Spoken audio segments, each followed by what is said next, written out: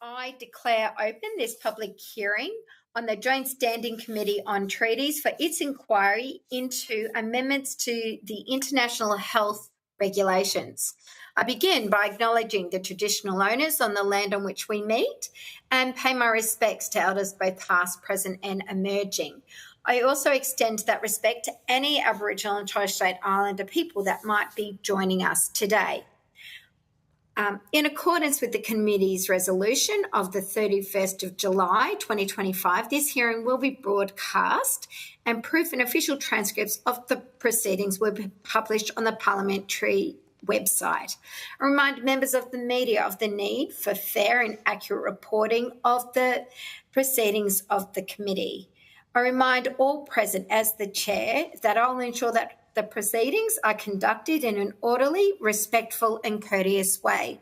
I appreciate this topic can be challenging and might bring about debate. I also acknowledge that many of us are participating in this hearing remotely and remind those who are participating online to use the mute function if they're not speaking and to use the hand function or for committee members, the J. Scott Treaties signal group if they wish to ask a question. I'll now call our first witnesses.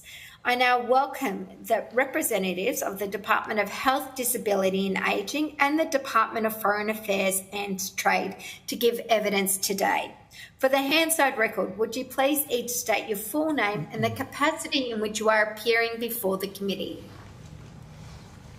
Alexandra Perry, Treaties Manager from the Department of Foreign Affairs and Trade. Sean Starmer, I'm the Acting First Assistant Secretary for DFAT's Global Health Division. Richard Fairbrother, I'm the Director of the Border Health Section, Health Emergency Management Branch in the Department of Health, Disability and Ageing. Carita Davis, Acting First Assistant Secretary for the Health, Security and Emergency Management Division in the Department of Health, Disability and Ageing. David Ness, Assistant Secretary, Health Emergency Management Branch in the Department of Health, Disability and Ageing. Thank you. Anthea Raven, Acting First Assistant Secretary, Health System Strategy Division from the Department of Health, Disability and Ageing. Thank you. Although the committee does not require you to give evidence under oath, this hearing is a legal proceeding of the Parliament and therefore has the same standings as the proceedings of the respective houses. The giving of false and misleading evidence is a serious matter and may be regarded as contempt of Parliament. The evidence given today will be recorded by Hansard and attracts parliamentary privilege. It is the responsibility of witnesses to record any questions on notice that are taken. Before we proceed to inviting you to make an opening statement, I'll just introduce the other committee members that are here. We have the member for Flinders, who is the Deputy Chair, the member for Bowman, who is here, and the member for Hasluck, as well as myself, Lisa Chesters, member for Bendigo and Chair. And we believe other members of the committee will be joining us, and I'll acknowledge them accordingly. So, would you like to make an opening statement? Yes, thank you, Chair. So, Carita Davis, Acting First Assistant Secretary, Health, Security and Emergency Management Division from the Department of Health, but I delivered this statement on behalf of all the departments present today. And I'd like to begin by acknowledging the traditional custodians of the land on which we meet today, the Ngunnawal people, and I pay my respects to their elders past and present, and I extend that respect to any Aboriginal or Torres Strait Islander people that may be with us today. In an environment where the emergence and spread of infectious diseases is a significant concern and can cause severe disruptions to health systems and communities, it's in Australia's national interest to strengthen ours and our region's preparedness and response capacities to address future public health threats. We've taken a significant step in our own country with the recent introduction of legislation to deliver on the establishment of an independent Australian Centre for Disease Control. We also know that countries can't manage communicable disease threats alone, and strengthened global health systems better protect the Australian community from public health threats, particularly infectious disease outbreaks, which are more likely to arise overseas. the better the capability of other countries to develop, strengthen and maintain the core capacities set out in the international health regulations, the greater the chance they can deal with public health emergencies in their own country or region before they become a global issue and impact Australia.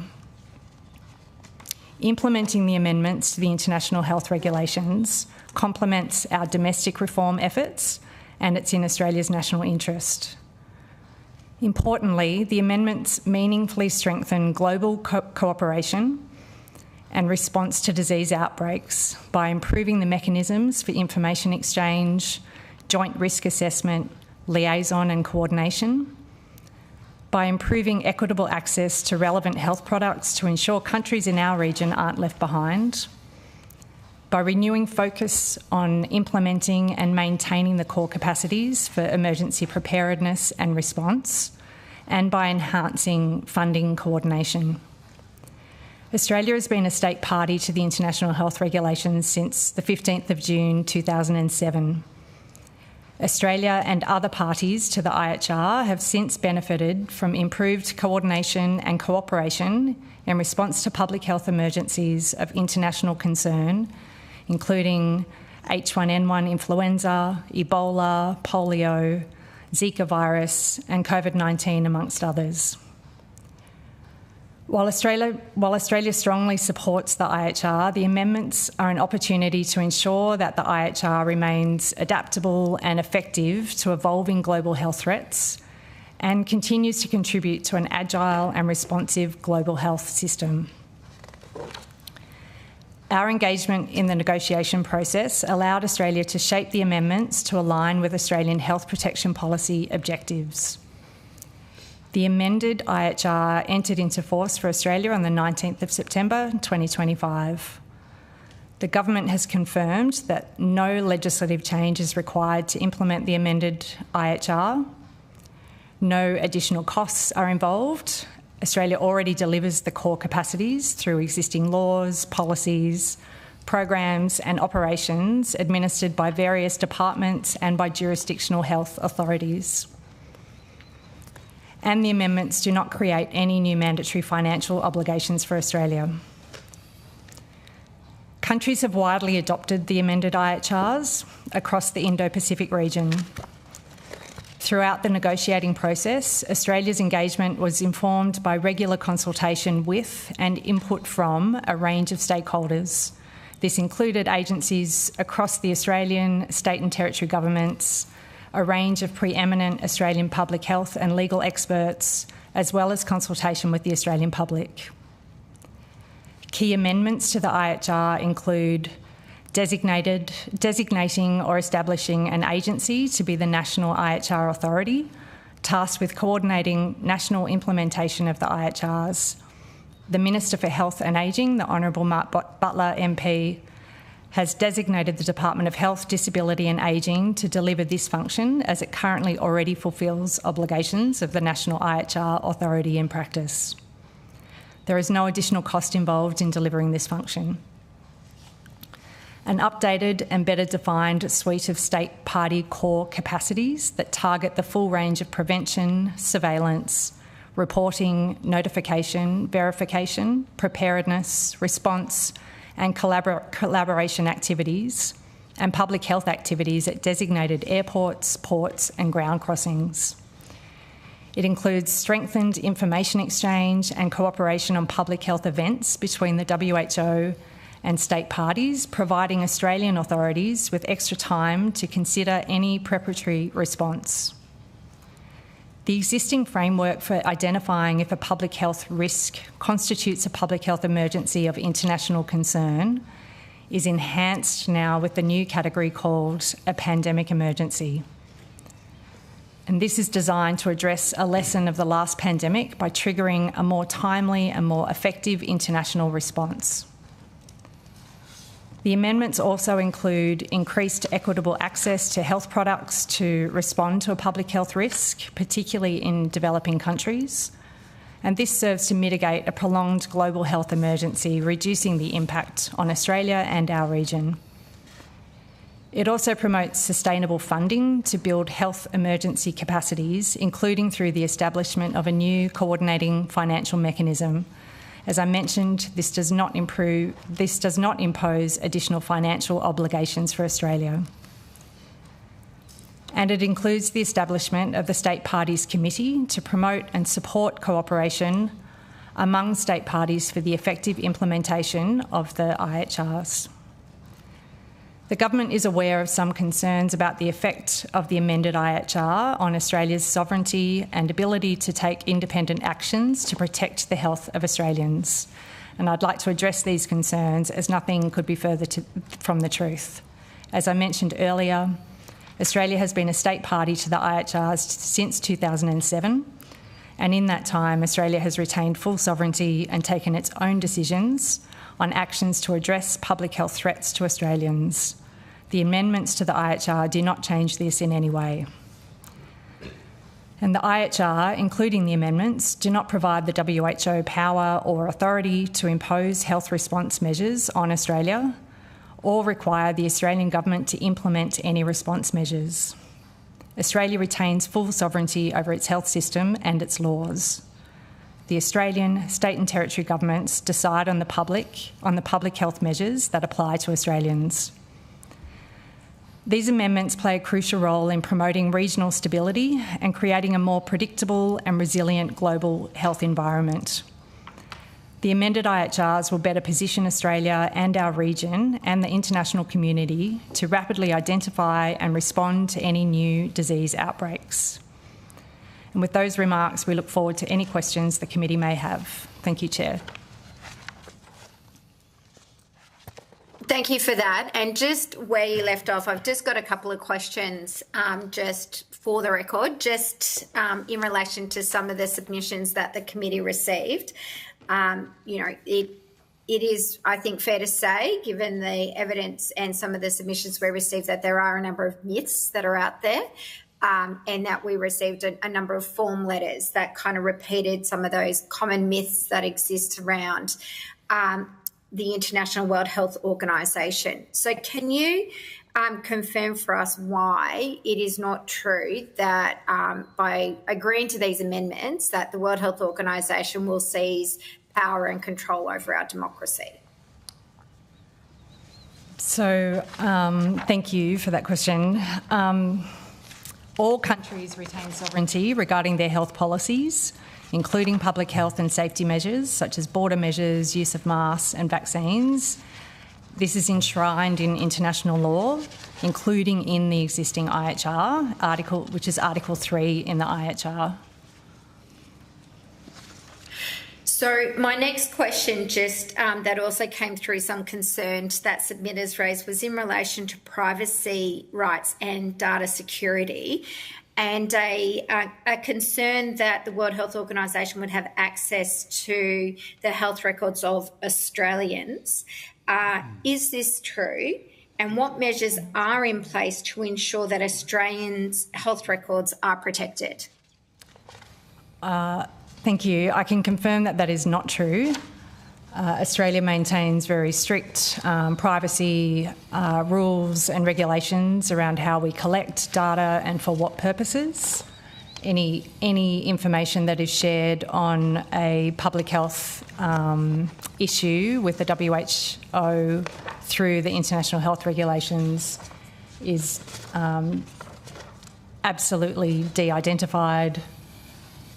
My colleague may provide any further information on that.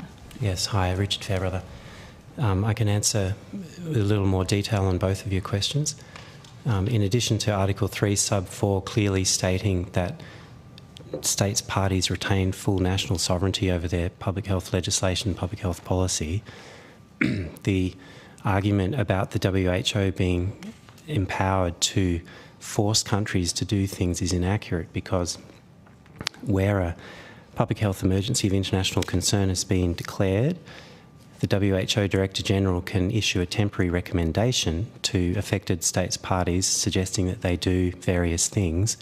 But as you'll see in Article 1, temporary recommendations are clearly stated to be non-binding. So that's the answer to that part of the question. the other part of the question relating to data, there are provisions within there, and I'll have to come to you on notice with exactly which one it is, guiding that data provided to the WHO, for example, through the National Focal Point mechanism, is done under the laws and regulations of the country providing it. And I can give you a specific example. There's, as you probably know, there's a current public health emergency of international concern in relation to Mpox, and one of the temporary recommendations issued by the Director General in relation to that includes periodic reporting by countries who have a caseload of Mpox, of case data, to the WHO. And Australia has chosen not to do that periodic reporting in the form recommended, precisely because to do so would breach our own data regulations. So there's no compunction upon a state party to provide personal health records or data about individual citizens in ways that go beyond the laws and regulations of the state party. Thank you. I've just got a few more questions before we jump to the Deputy Chair. Just one on process. Some submitters also expressed concern that the World Health Organization did not follow appropriate and transparent processes in making these amendments. Can you outline sort of Australia's understanding of the process and how and are we satisfied that they were in fact transparent, inclusive, and proper, and done in the treaty manner? Sorry, can I just clarify, is that the process leading up to the proposing of the amendments? Correct. So the negotiations that went on within the World Health Organization between states involved, what's Australia's understanding of that process? Were we involved in the process? In other treaties, we've heard Australia's played a very proactive role in proposing what then gets put to member states. So what was our involvement, and what do we understand the involvement to be, particularly in relation to transparency? So the Department of Health jointly engaged with the Department of Foreign Affairs and Trade in the negotiation process and the development of a whole-of-government negotiation mandate. We consulted with the community, with stakeholders, with state and territory governments to inform our engagement on the negotiations on the amended IHRs. Through the negotiation process with the WHO, I think usual negotiation processes happened. I think consistent with Australia's approach to previous bilateral and regional and multilateral negotiations, we worked with other state parties to provide the information that we needed to provide to leverage Australia's sort of negotiation position, but there was no, I think it's usual WHO negotiation processes. I'm not sure there's anything else to say. No, I've been involved in several multilateral treaties, and this was by the book, no different to those. Okay, thank you. Just a procedural question.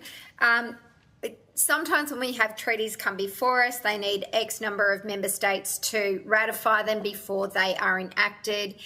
Is there a similar process with these amendments, or is it an entirely sort of separate sort of treaty-making process? So this one was a deemed acceptance provision, which operates with a due date essentially, where if a relevant number of states haven't taken an action or not taken an action by a certain date, they will enter into force. These are fairly common mechanisms for treaty amendments, and certainly when there is a deemed acceptance provision, wherever possible, we will work with the relevant agencies to make sure that the parliamentary scrutiny process is able to be completed before that deemed acceptance date. Unfortunately, sometimes that's not always possible. How many countries around the world have agreed to these amendments, and where is Australia placed in that process? I can answer that one. just about all of the states parties who were states parties to the 2005 IHR are also now, as of 19 September, state parties to this. We're aware of a small number of rejections, some of which have been placed on a provisional basis while countries complete some of their domestic processes. So of the over 190 countries who were states parties leading up to the 19th of September, without counting on my fingers, I think it's well over 180 presently, with a few more to be resolved once they've completed that process. And then the way the 2022 amendments operated, there are a couple of countries who have more time. New Zealand would be a good example. So they are still states parties under the previous version, and then once their time elapses different to the time that Australia has, then they will also be states parties unless they make a rejection. So the vast majority is the answer. Vast majority, great. So, I mean, we had election that kind of this particular treaty for us was held over. It was actually, we got caught in between election cycles. But I guess if us ratifying these amendments that are before us, this treaty, do you think that that provides any opportunity for Australia in our region? Like, is it countries in our region, the Pacific, that haven't signed on as yet? Sometimes we hear from treaties that a leadership role that Australia can take can have influence in the region. Is it a similar case with this particular treaty, or is it more where we're just caught in the cycle and sort of one of the last? I think it's fair to say in the region, Australia's leadership plays an important role. I understand that most of the countries in our region have already accepted the IHR amendments. Okay, since I started asking questions, we've had the member for Maribyrnong also join the hearing, as well as the member for Lyne. But we're now going to go to questions from the Deputy Chair. Thank you, Madam Chair, and good afternoon all, and thank you for joining us. Can I just drill a little bit deeper into some of the purpose of the treaty and the amendments? Could you pinpoint what you would do differently now were we to confront another pandemic like COVID-19 as a result of these changes? Can you actually identify different practice and different processes that you would then follow? So I think one of the main areas of change with the amendments was the development of the new public health emergency element, which is now called a pandemic declaration, which really allows for a quicker sharing of information of an emerging disease of concern that elevates that level of countries' attention to that disease. They're currently with the it's called a FAKE, the Public Health Emergency of International Concern, because we get those alerts regularly from across the world. So this one, for example, Ebola in Sudan, where we know that the risk is very low for Australia. So this is a way to elevate an emerging disease threat to really ensure that member states pay attention and prepare and have that extra time to ensure that we've got, preparedness and response actions. It's probably... I think, if I can add as well, the importance of the new subcategory of public health emergency of international concern, this pandemic emergency declaration.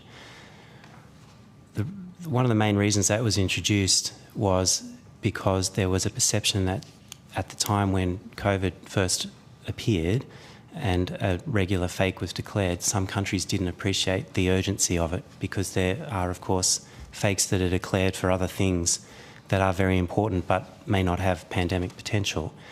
And so it's not specifically so much what Australia would do differently as a result of these amendments, but the better response from other countries that we could hope for and expect as a result of the amendments. So we benefit when other countries uplift their ability to implement the core capacities. We benefit when other countries are alerted more effectively of the urgency of a particular situation. We already implement all of the core capacities and the rest of the obligations in the IHR already.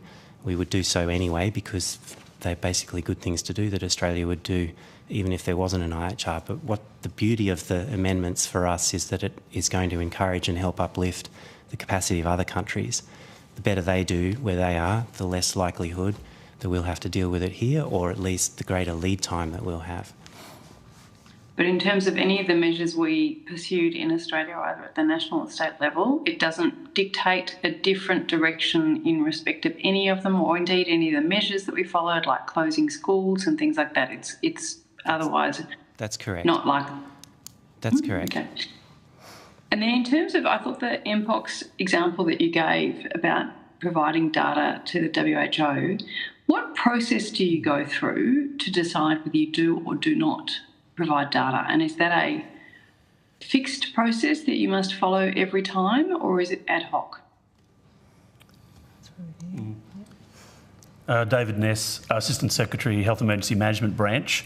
So we have sort of SOPs, I suppose, operationally, as how we consider what information might be provided through the national focal point in response to any sort of communicable disease cases that might come to our attention. So in relation to MPOX, there's a fake, as I think colleagues have already flagged, and when we get information around that, we will ensure that if it's de-identified and it meets our other requirements around having useful information or appropriate clinical information, we'll then make a decision about will we provide it or not. So we sort of go through an internal clearance process is probably how I would describe it. And would it be triggered every time there's a request for data, meaning that citizens can be comfortable that there'll always be a rigorous process of assessment, yes or no, to answer to a data request? There's always a rigorous process, and I think, as we've mentioned already, it's up to member states, in this case us, Australia, in whether we wish to respond or not. It's our decision, and that process is rigorous as far as looking at the information that we have, ensuring that any information is de-identified in accordance with our privacy law arrangements. Thank you. And then one final one before I pass on to colleagues, because I'm mindful colleagues have got lots of questions. Some concerns have been raised about whether the WHO is influenced by corporate interests. Do you have any evidence that it has been in the past? Is this a genuine concern where, in fact, some less than appropriate considerations were taken into account? Do we have reason to be concerned about such a suggestion? Deputy Chair, Sean Starmer, Acting First Assistant Secretary of DFAT's Global Health Division. The WHO is a large organisation, but it is fundamentally a member state-driven organisation. So the agenda of the WHO and its governance are set by the members, the 190-odd members that form the World Health Organisation. The World Health Organisation does receive funding from a range of sources, including large philanthropic contributions from organisations such as the Gates Foundation, but ultimately the governance is a matter for the member states, of which Australia is one. And so those corporate interests aren't represented anywhere in the governance model? I haven't looked at that myself. I probably should. So ultimately and I'm not an expert on the WHO governance model, but it is there is a board made up of an executive board made up of selected member states, of which Australia is one currently. We could take on notice the question for you about corporate representation in WHO governing bodies more broadly, but I'd refer to my earlier answer. Fundamentally, it is an organisation whose agenda and governance is set by its member states. Terrific, thank you. Those are my questions. I'll pass over to other colleagues now.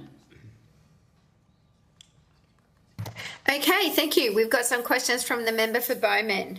Thank you, Mr. Pike.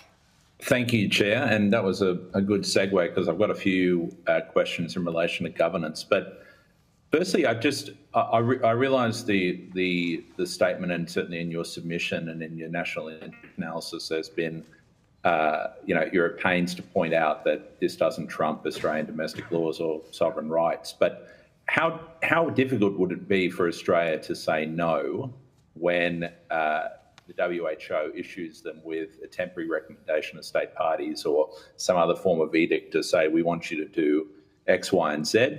How challenging is it from a real world perspective for the Australian government to say, no, we're not going to do that if they don't agree with the action? I don't think it's challenging at all. I think Australia is always going to review what the public health risk is, look at what the appropriate response measures will be, and make those decisions based on the environment within Australia.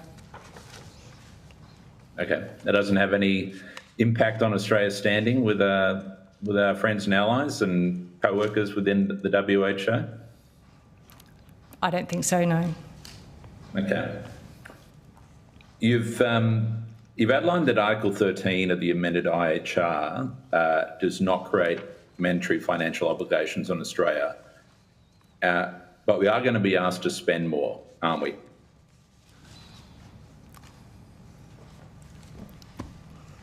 No. You don't think we'll end up being asked to spend more by the WHO? If the WHO makes a request to Australia to increase funding or to contribute to any other mechanism, that'll be a decision for the Australian government to make at the time. So you don't think we're going to be asked to spend more? It's a hypothetical question that I can't answer. Okay. Does it not oblige us to maintain or increase our domestic funding for the implementation of the IHR? It does oblige us to maintain or increase our domestic funding, but maintain our domestic funding is acceptable to fulfil that obligation. Okay. How much faith would you say the Australian government has in the performance of the WHO? I don't know that that's a question that we can answer today. Australia has agreed to the amendments, which I would say means that Australia has faith in the WHO. Okay. We've had issues in the past with the WHO, and I won't touch on stuff that's occurred over the course of the pandemic, but we've had the regional director of the WHO for the Western Pacific who was stood down in 2023 for racist comments. We've had the WHO Syrian representative who was stood down for corruption and fraud in 2022. And the current Director General of the WHO also appointed Robert Mugabe as a goodwill ambassador. So you can understand why there isn't a lot of goodwill towards the WHO amongst many corners of Australian society. My question would be, what mechanisms, what checks and balances are in place from an Australian government perspective to ensure that when we get edicts, temporary recommendations, however you want to call it, from the WHO, that those are being made in Australia's best interest, but also that they aren't leading to outcomes that are going to line someone's pocket? I guess I'll just answer it the same way I answered earlier.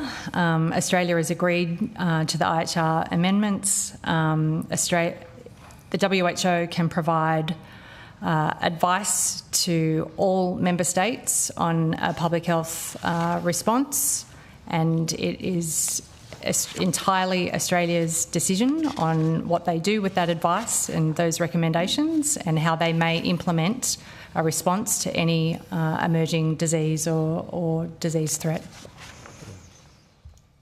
Okay. How does the Australian government analyse that? Perhaps that's the question. How does the Australian government hold the WHO to account?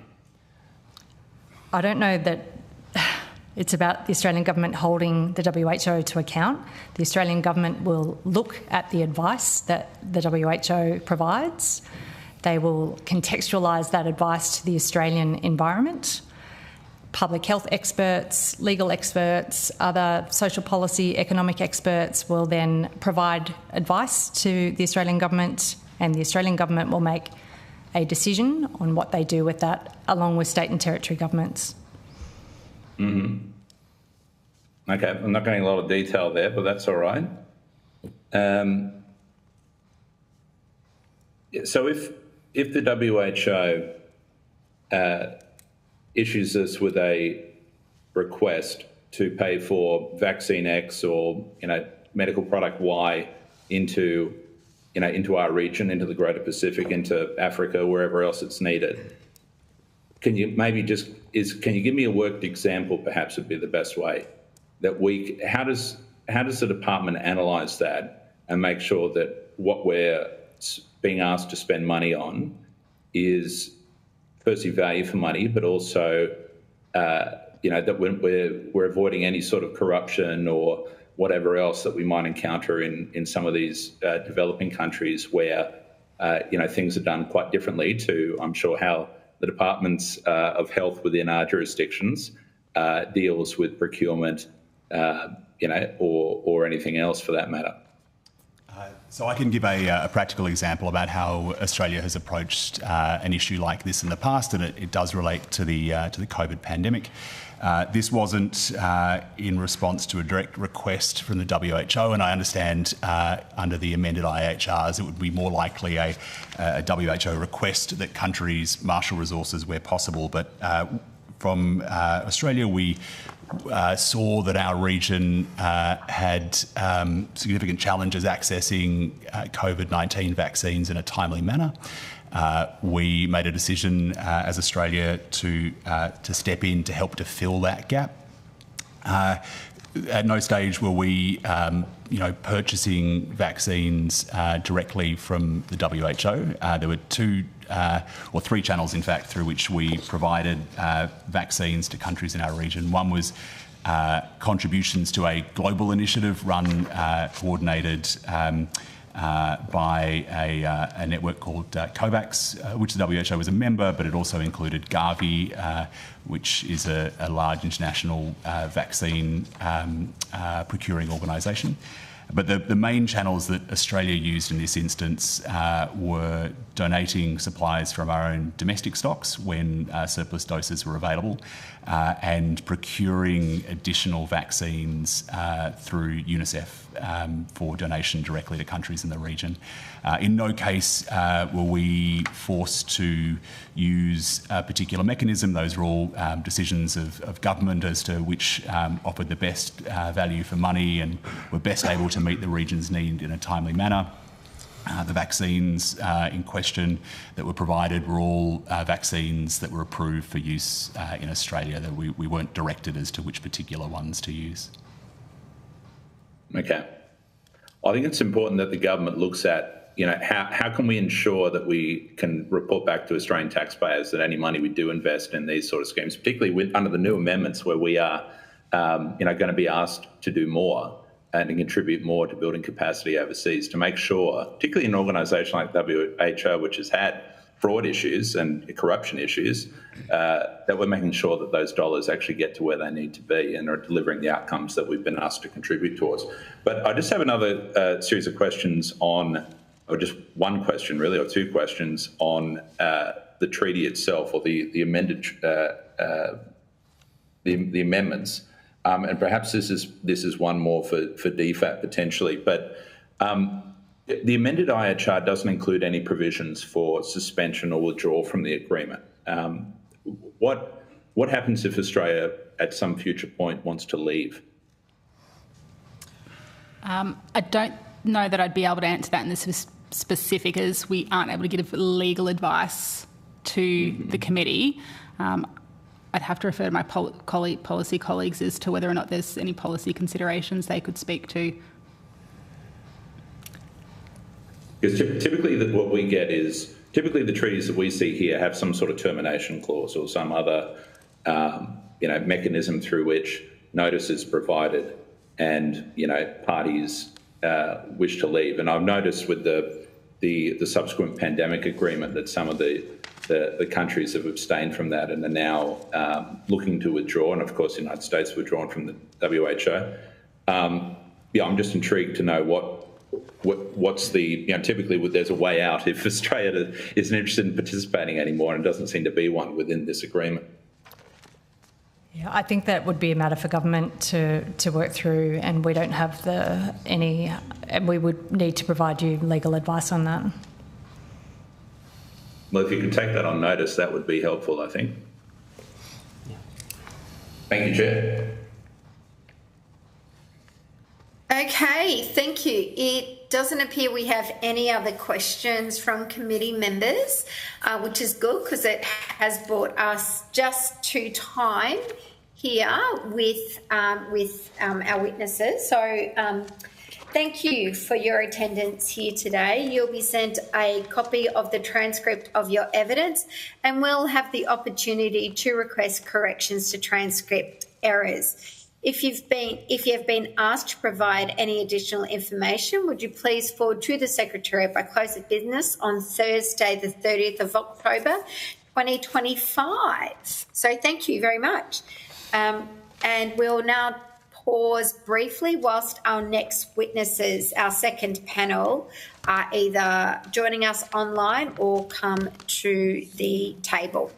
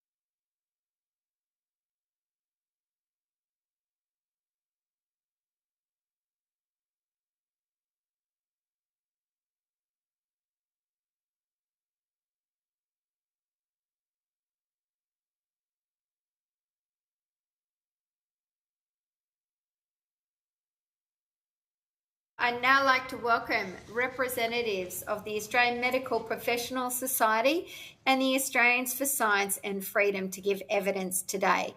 For the Hansard record, would you please state your full name and the capacity in which you are appearing before the committee? Starting with Dr. Duncan Symes. Hello, yes, I'm Dr. Duncan Syme and I'm representing the Australian Medical Professional Society, General Practitioner. And next? I'm Dr. Gigi Foster. I'm the co-director and co-founder of Australians for Science and Freedom, and I'm Professor of Economics at UNSW. I'm David Richards, Dr. David Richards, Chairman of the Australians for Science and Freedom. Great, thank you. Although the committee does not require you to give evidence under oath, this hearing is a legal proceeding of the Parliament and therefore has the same standings as the proceedings of the respective houses. The giving of false and misleading evidence is a serious matter and may be regarded as contempt of Parliament. The evidence given today will be recorded by Hansard and attracts parliamentary privilege. It is the responsibility of witnesses to accurately record any questions on notice that are taken. Would either group like to make an opening statement before we proceed to questions? Okay. Sure. Great. Thank you. Dear ladies and gentlemen, thank you for the opportunity to testify on this matter on behalf of Australians for Science and Freedom and our colleagues, AMPS. The IHR amendments, like the ill-conceived Australian CDC, on which ASF has also made a submission, ignore the lessons learned from the COVID period, when the centralisation and homogenisation of countermeasures dictated by the WHO and supported by governments were proven failures. I invite you to ask yourself whether the IHR amendments have been proven to deliver cost-effective improvements to the health of the Australian people. Improved health of Australians is the only defensible goal of Australian health policy decision-making. If other goals are guiding Parliament's decisions in this space, this is tantamount to a betrayal of the Australian people. I have never seen a cost-benefit analysis demonstrating that any expansion of the WHO's powers would improve Australians' health, or that it would do so more effectively than other potential health investments. Have you? By concentrating more power and funding for public health in the hands of unelected bureaucrats in Geneva, these amendments undermine Australian sovereignty and weaken the capacity of local initiatives to deliver the best possible health outcomes for Australians in the event of a health emergency. Health is primarily generated locally through things like basic sanitation, clean water, good nutrition, healthy social relationships, adequate sleep, supportive individual immunity, and consultation as required with local health professionals, rather than at the international or even national level. It follows logically that health maximization is most effectively achieved by customized local intervention, rather than by international or national mass edicts. Moreover, Australia already has a satisfactory health infrastructure in place to identify and monitor genuine health emergencies. Why then do we need these new rules? Further, the emphasis in the amendments on financing measures for under-resourced countries will result in pressure on Australian taxpayers to fund WHO activities that are not put to a benefit-cost test. There is no recognition of the opportunity cost of such financial decisions. Australia could counterfactually employ these millions in alternative activities targeting health, or make investments in other pressing areas that promote human well-being. These amendments exacerbate the potential for waste, corruption, and abuse of Australian taxpayer funds during emergencies, making mismanagement and misdirection not only more likely, but easier to conceal. An important lesson from the COVID era is that centralized direction of health interventions during a dynamic health crisis, even at the national or subnational levels, let alone the international level, delivers disastrous outcomes. During COVID, we saw this approach give rise to lockdowns, social distancing, school closures, gym closures, closures of houses of worship, deprioritization of diseases far more threatening to human health than COVID, border closures, and supply chain mayhem that drove up prices and encouraged hoarding. The human costs of these disastrous outcomes have been enormous. Not only were Australians' human rights grossly abused during this period, including via institutionalized and systematic censorship of dissenting speech, but basic effective treatments and preventive measures that were not as profitable, such as vitamin D supplements and ivermectin, were deprioritized or even vilified as anti-health. The inevitable conclusion is that what is needed to optimize Australia's health is not further centralization, but rather devolution of power, including during emergencies.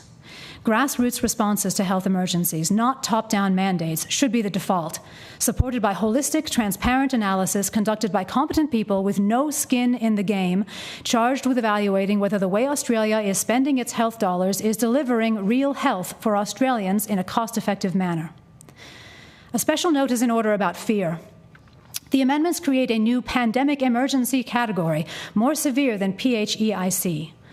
The creation of this category concentrates more power in the WHO and its Director General, using which member states like Australia can be bullied into actions that may be inimical to their own population's health. Elevating the status of any health event to a new and even more panic-inducing level is the very opposite of what should be done by anyone who truly cares about the health and well-being of Australians or other humans. No organization, including the WHO or the Global One Health Initiative that it and the soon-to-be formalized Australian CDC are part of, can possibly be an all-knowing arbiter of truth and health science, and the idea that supporting such initiatives actually safeguards health is a fantasy. To the contrary, we saw during COVID how the WHO and governments across the West abused their heightened control over health information to bully and traumatize their citizens and restrict communication about effective solutions. Abuse is what concentrated power leads to, and this is why trust in these institutions has declined significantly. Many countries have rejected the recent IHR amendments, including Austria, Brazil, Germany, the Netherlands, Italy, Israel, the Philippines, the Czech Republic, the United States, Canada, and Argentina. We strongly advise that Australia follow in the footsteps of these countries and reject the IHR amendments and maybe exit the WHO to boot. Thank you very much. And does our other organisation wish to make an opening statement? Yes. Thank you, Chair. Oh, sorry. Thank you, Chair and committee members. I speak today on behalf of the Australian Medical Professionals Society, an organisation committed to ethics, accountability and evidence-based health governance. Let me be clear, we support global cooperation in managing health threats, but the 2024 amendments to the international health regulations represent a profound shift from cooperation to centralised control. And that shift carries serious risks to Australia's health independence, democracy and public health integrity. 1. No democratic accountability. These amendments allow the WHO to unilaterally declare a public health emergency, even based on potential threats, regardless of our national position. That means decisions affecting lockdowns, borders, mandates or movement could be made by an unelected official in Geneva and implemented by Australian officials without the consent of any Australian Parliament. There is little or no parliamentary oversight, no independent review and no appeal mechanism for these emergency declarations. This is not health cooperation, it is a transfer of power outside our democratic system into the hands of on- and offshore bureaucrats. 2. Conflicts of interest at the WHO. Over 80% of the WHO's budget now comes from voluntary contributions, much of it from private foundations, corporations and donors with a direct financial interest in vaccines, diagnostics and other emergency products. This funding model creates a clear conflict of interest. It incentivises emergency declarations and product-based solutions instead of context-specific, balanced public health. We risk allowing commercial influence to shape global health decisions that affect Australians. 3. One-size-fits-all health governance. These amendments promote standardised global responses, ignoring local health conditions, demographics, geographic realities and cultural and social factors. COVID-19 showed us the cost of top-down global policy, with enormous harm to mental health, education and small businesses. Public health must remain local and responsive. This framework risks locking us into rigid, centralised mandates that don't reflect our needs. 4. Flawed and undemocratic process. The process by which these amendments were adopted is deeply flawed. Fewer than 25% of the member states were present at the final vote.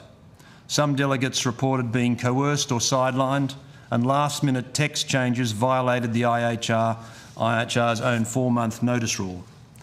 This process lacked transparency, inclusion and legitimacy, yet it seeks to bind Australia to obligations that override our Parliament. 5. Overreach. The WHO may have breached its own constitution. In addition to the procedural concerns, these amendments may also breach the WHO's own constitution. The WHO is not empowered to introduce binding financial obligations through the IHR framework, yet these amendments include the creation of a coordinating financial mechanism, effectively a funding framework that could pressure member states to contribute or align with financially backed programs. This represents a significant legal overreach.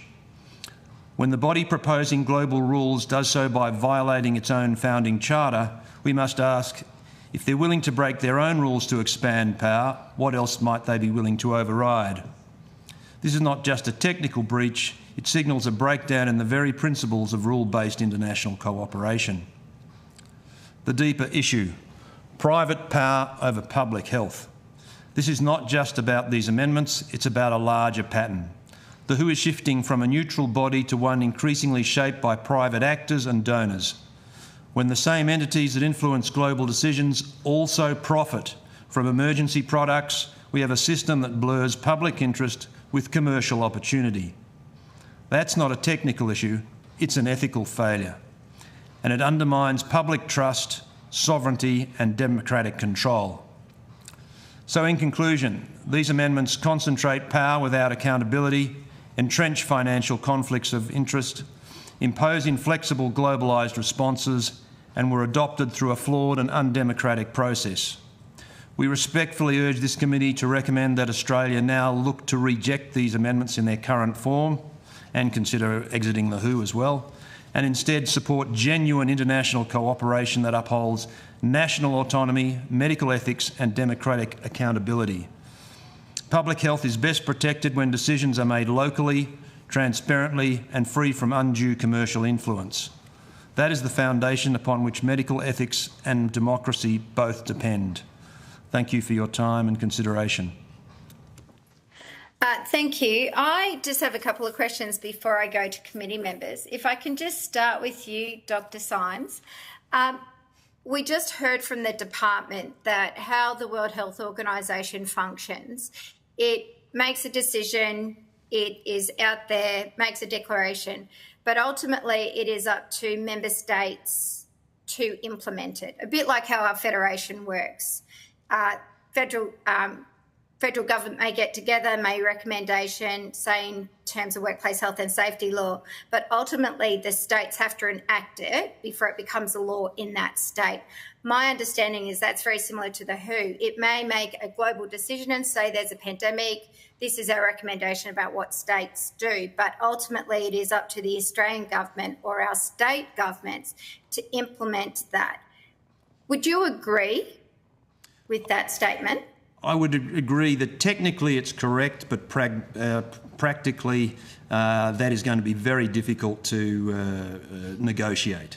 So once we've signed up to these IHRs, I think it's Article 13. I'd have to basically indicates that we are going to follow what the WHO says. So once you're, this is international law. So once you've sort of agreed to this treaty and said that you're going to follow what the WHO says in Article 13, you are then obliged to follow that. Yes, technically the government could say, yeah, we're not going to do that, but I cannot see that happening. That essentially you are linked in once these IHR amendments are agreed to.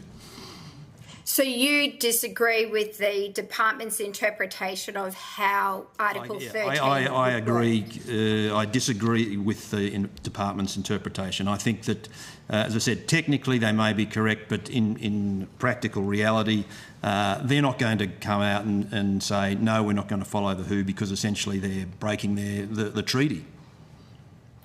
So, as we had in the recent pandemic, state governments were largely responsible for implementing lockdowns, mandatory masks, and so on and so forth. States, under the Health Act, kind of functioned quite separately to the federal government, as much as they pulled people together. The Queensland government acted very differently to the Victorian government in relation to lockdowns, as it was their right to do so under the Act. How do you see states in a future pandemic under these new rules? How do you see them being able to act? Well, given on their past performance, I think that they are going to act. Power went to their head, so they're likely to follow. So they'll actually do what they want to do? I'm not a constitutional lawyer, but I think it's going to create significant problems. May I add a response? Sure. So the first question I would ask is, you're asking basically, can Australia continue to make sovereign decisions in the presence of the IHR? I would ask you, can Australia make sovereign decisions without the IHR? And the answer is yes. So why do we need the IHR? That is the question. If we can already decide ourselves whether to follow a recommendation by the WHO, which we can, what are we gaining then with the IHR? And also I would say members of this chamber surely understand politics. Politics is a situation where your attention is scarce, and when you are drawn to a particular thing because of elevating a body into a higher position, which is what the IHR amendments do, you, of course, have to pay attention to that, and then there are trade-offs. There's pressure, there's horse trading. This is how politics works.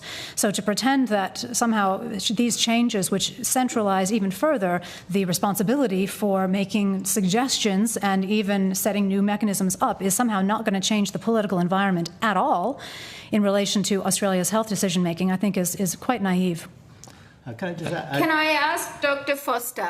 Oh, sorry.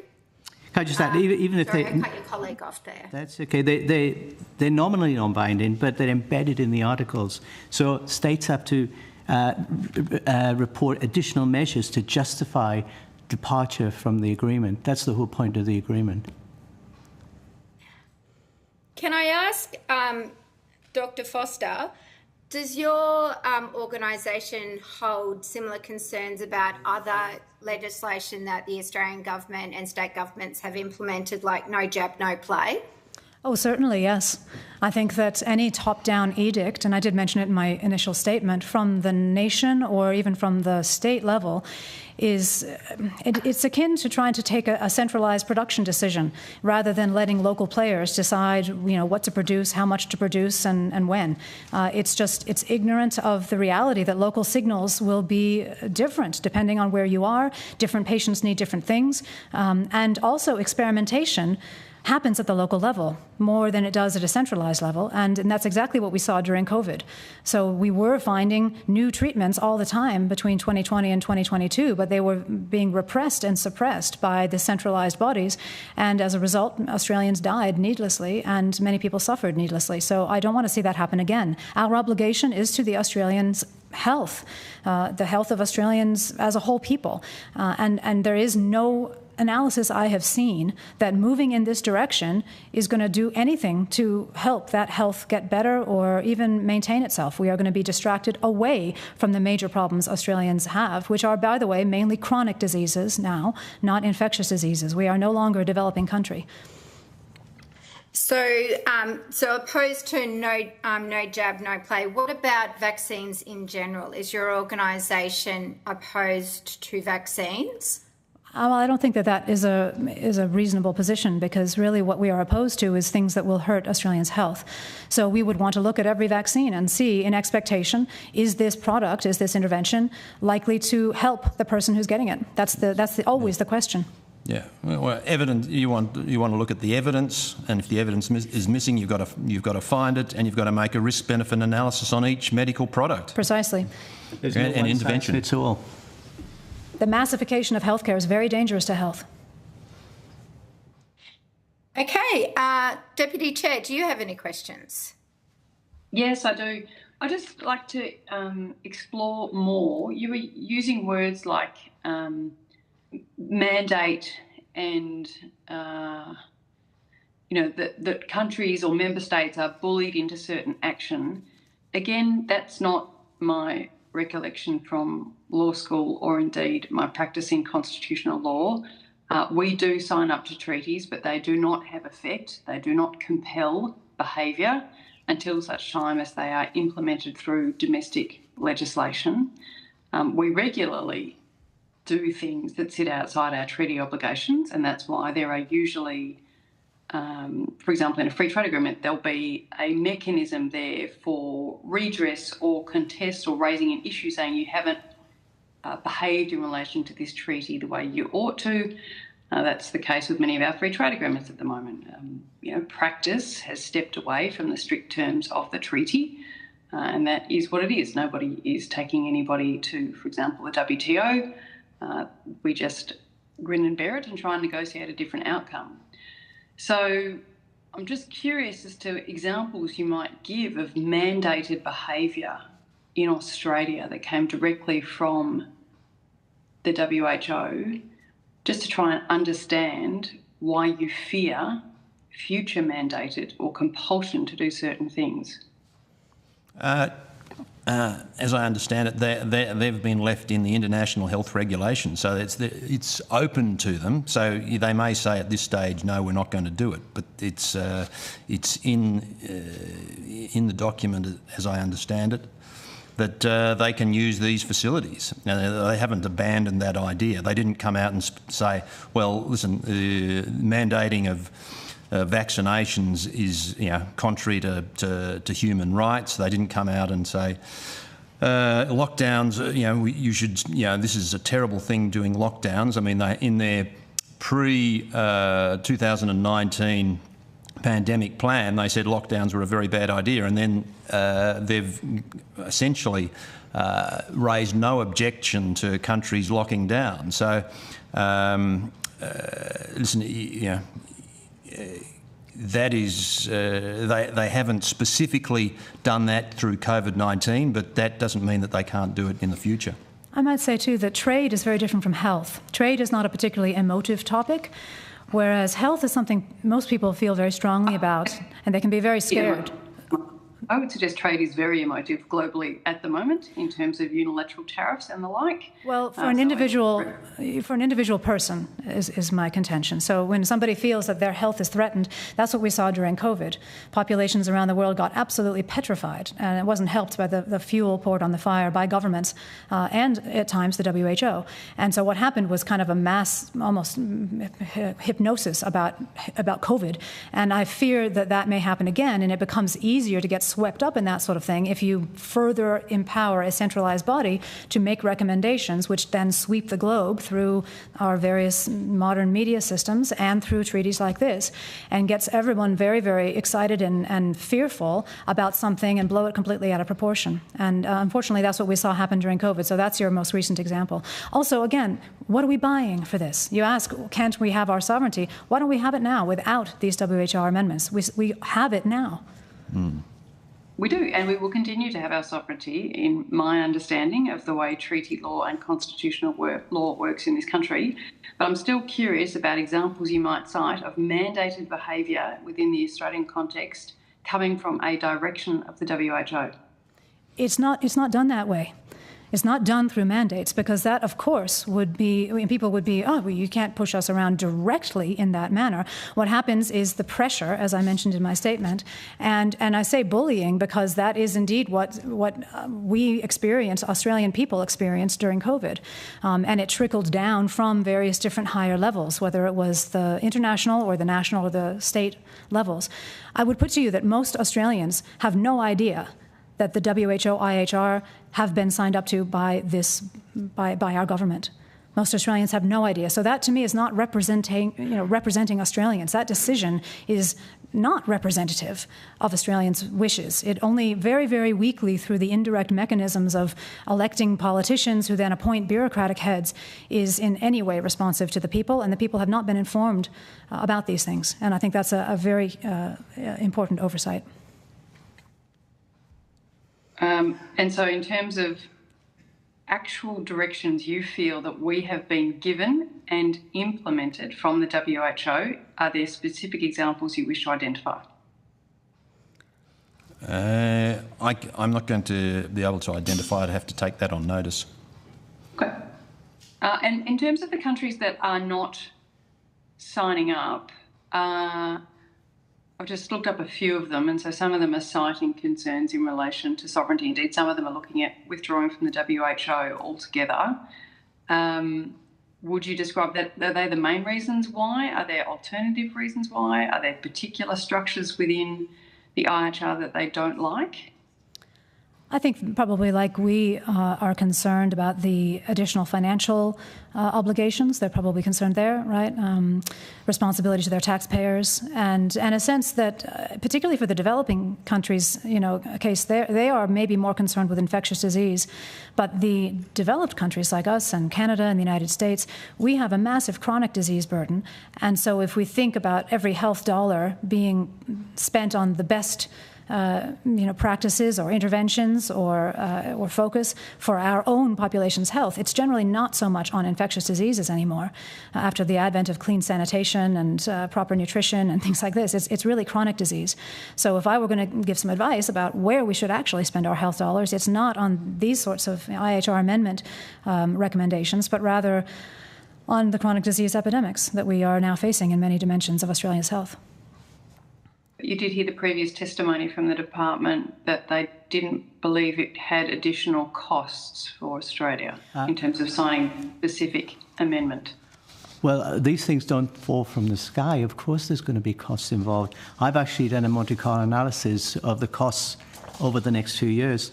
The administrative costs for implementing this over the first 3 years, including compliance, data integration and simulation activities, is between 1 to 1.3 billion. Also, reading through the recommendations, the ongoing budgetary costs from the recommendations from the World Health Organization are going to demand about 5 to 6 billion every year. And that's going to come from existing health budgets. That means money that's devoted, as Gigi said, for chronic illness like heart disease, cancer and so forth. Those diseases are going to be reduced in terms of priority, while these compliances are going to be enacted. That's going to lead to delays in treatment, reduced surgical costs and delays in seeing general practitioners. I've done the analysis. These things just don't materialise from thin air.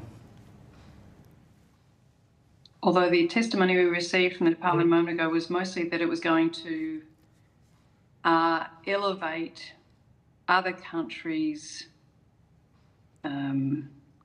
inclination to warn everyone else, right? When I said, what's the basic difference between, if COVID were to reappear now, what would happen differently under these amendments? And they said, well, there'd be a better system of alerting everyone that there was an infectious disease somewhere. I don't think that was a problem. I think we all knew that COVID was about pretty fast. That's what I'm saying. Yeah, I think it's a good question, but if we want to help those developing countries, we can do that without signing up to the IHR amendments.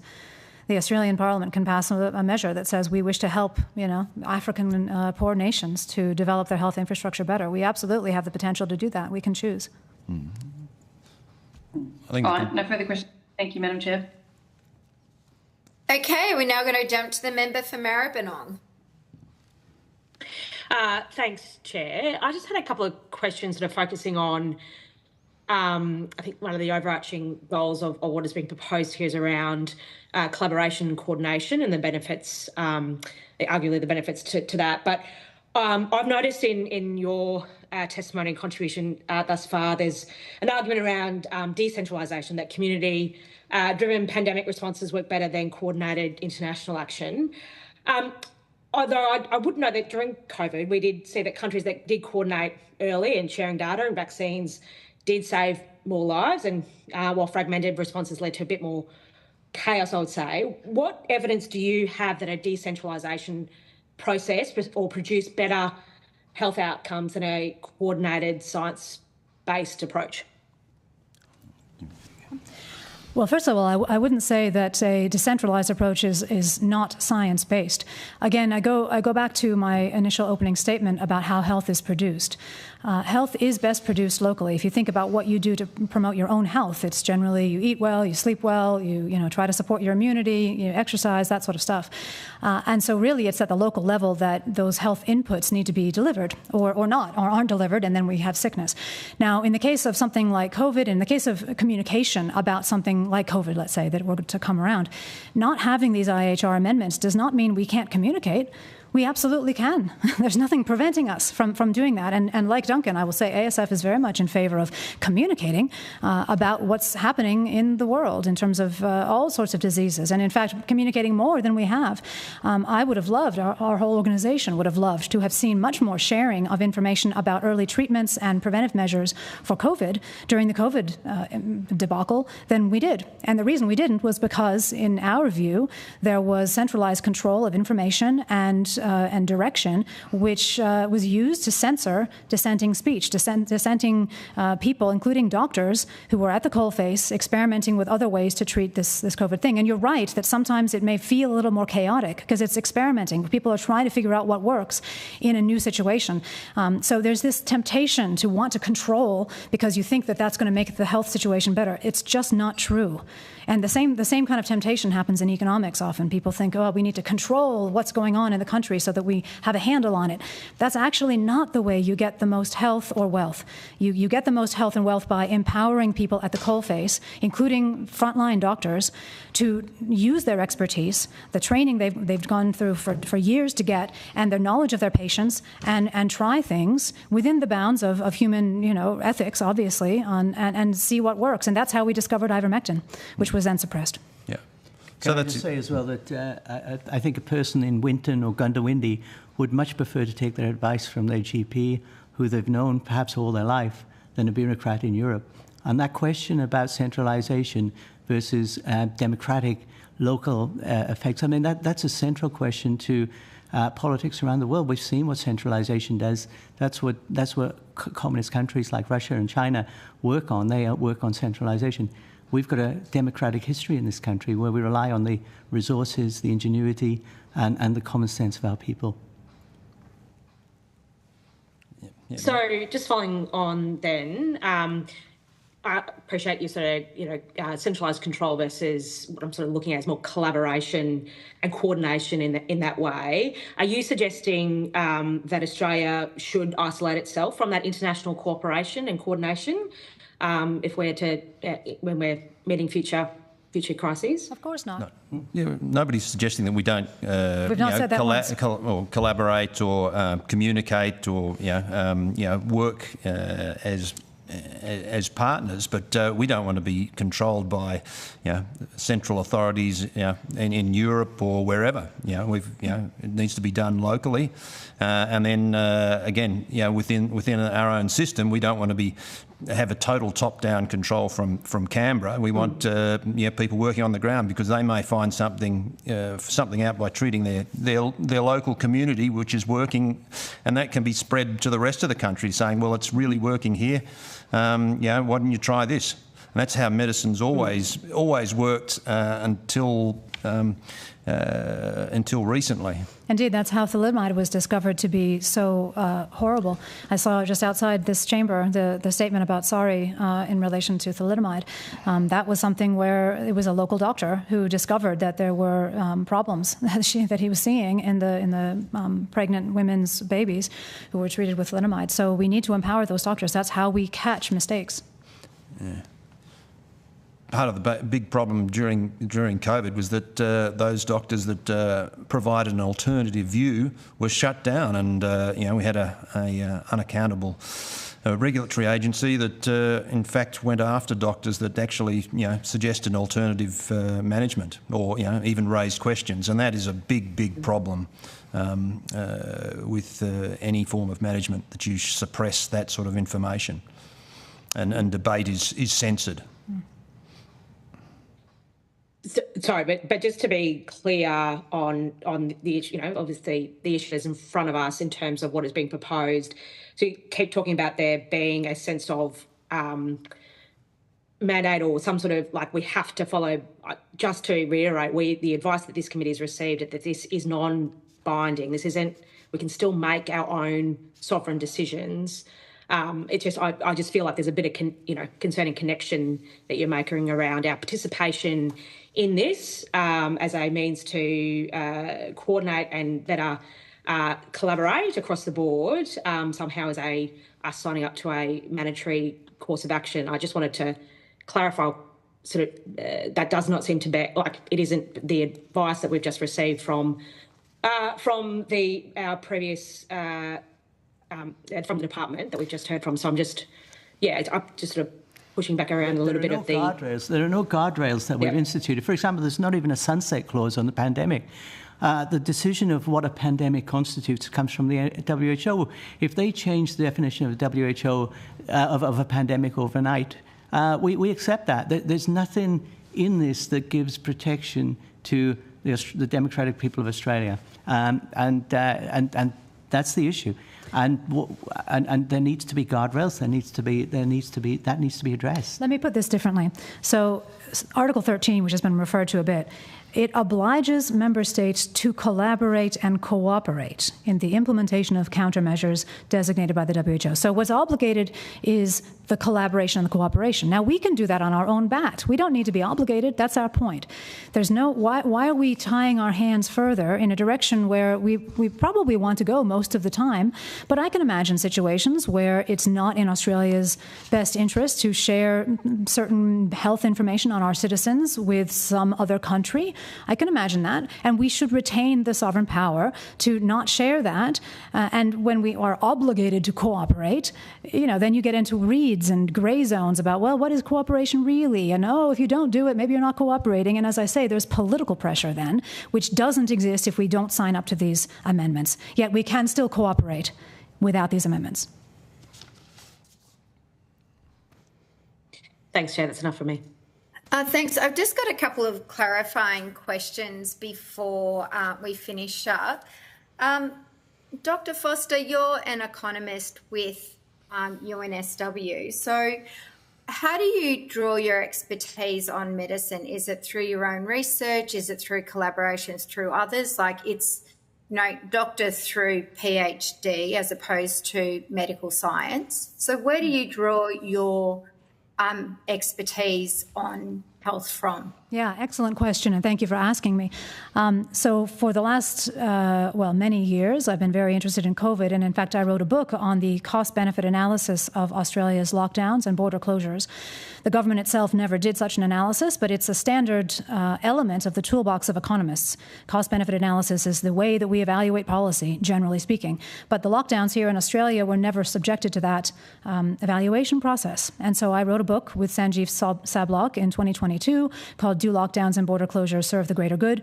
And of course, in my opening statement, I speak about cost-benefit analysis because that is the way I look at any decision like this, any policy decision. It is, are the costs of entering into this new policy direction greater or lesser than the benefits that will be delivered to the Australian people? And in this case, health policy, we're particularly interested in delivering benefits to Australia's health. I've heard nowhere in the previous witness statements or anywhere in the actual amendments themselves a priority or even attention paid to aggregate health outcomes of Australia. That's the only thing that Australian policy in the health space should be looking to maximize. And so that's my main target. I will say, secondly, I am a generalist. And the benefit of being a generalist is being able to see all of the various different interdependent and potentially competing forces in play in a governance process, in the decision about where to spend the next dollar to get the most welfare for the Australian people.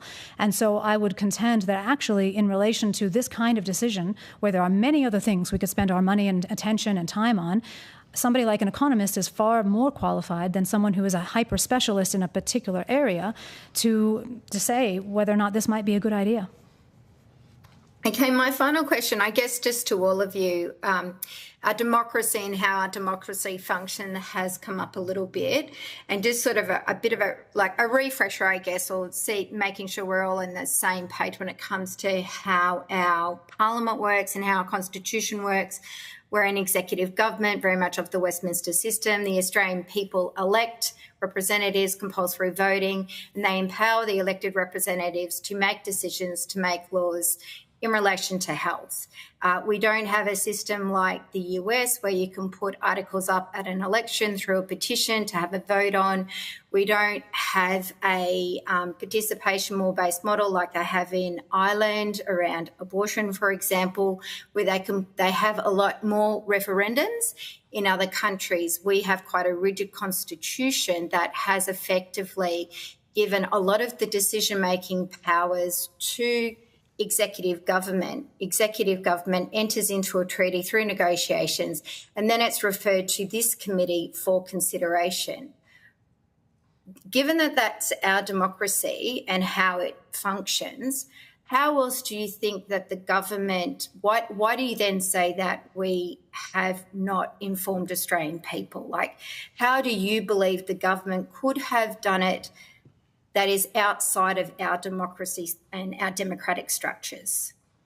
I think the very fact that Australia has the structure you've just so articulately described places an excess burden of responsibility onto the shoulders of people in this committee and, in fact, anywhere in Parliament to keep the Australian people informed of what they are deciding, because they are the stewards of the people's welfare and the people's best interests, even more so than in societies where the people are directly asked more frequently about their decisions on various different matters through a referenda or whatnot, as you mentioned. So I think that there should have been more direct communication, and it could have been through networks of professional medics, healthcare professionals. It could have been through local councils that these IHR amendments were coming down the track to ensure that the people who were negotiating allegedly on the behalf of the Australian people were in fact representing the welfare and best interests and preferences of that people. And any comments, Dr. Symes? Well, I would echo those comments by Gigi. I mean, this is has major implications for the Australian people, and I suppose it's up to the sort of committees like this to get that information out to the Australian public, to be actually discussed in Parliament, to be speaking to the media, to let people know that this is a significant alteration in a major treaty. Okay, thank you. That brings us to the end of our questions from committee members today. Thank you for your attendance here. You will be sent a copy of the transcript of your evidence and will have the opportunity to request any corrections to transcript errors. If you've been asked to provide any additional information, would you please forward to the Secretariat by close of business on Thursday, 30th of October, 2025. So thank you. Thank you so much. Thanks. And we'll now move to our next witnesses. We'll take a brief pause whilst they join us.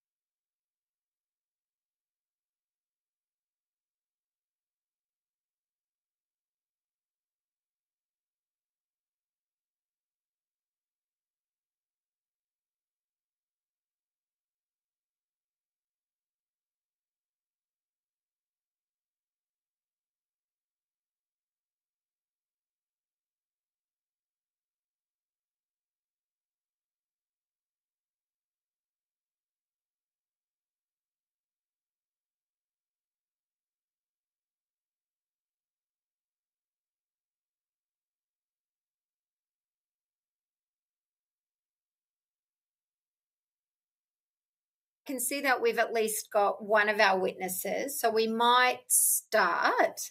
And I'm just going to, we have Australian Multicultural Action Network. Is that correct? No, we've got Australian Institute for Infectious Disease. Great, fantastic. I'd now like to welcome the Australian Institute for Infectious Disease to give evidence today. Would you please state your name and the capacity in which you are appearing before the committee?